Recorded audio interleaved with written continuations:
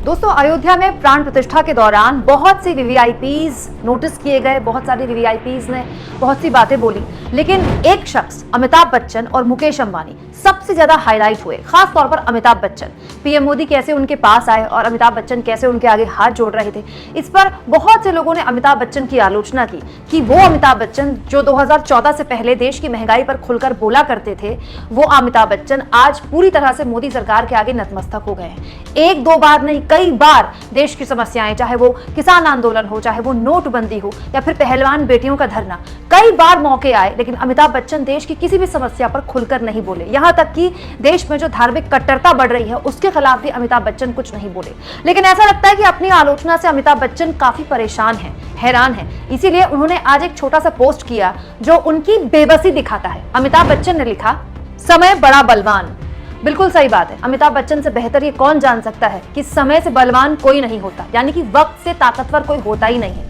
ये वही अमिताभ बच्चन हैं जिनके लिए, जिनके करियर के लिए इंदिरा गांधी ने चिट्ठी लिखी थी। और इंडस्ट्री में तो, बॉलीवुड इंडस्ट्री में आज भी कहा जाता है कि अमिताभ बच्चन को शुरुआती दौर में जो काम मिला वो इंदिरा गांधी की उस चिट्ठी की वजह से ही डायरेक्टर्स ने उनको काम दिया। ये वही अमिताभ बच्चन है जो राजीव गांधी के इतने खास दोस्त थे कि उनके कहने पर राजनीति में भी आ गए, चुनाव भी लड़ लिया, सांसद भी बन गए। ये वही अमिताभ बच्चन है दोस्तों जिनकी गांधी परिवार से दूरी बढ़ी और मोदी जी से करीबी इतनी बड़ी कि मोदी जी के आगे हाथ जोड़कर ही खड़े हो गए।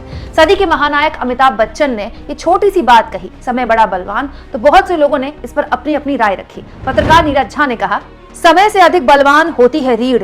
समय आपको गुलाम बनाने की कोशिश करता है, तब रीढ़ आपको आजाद रखता है।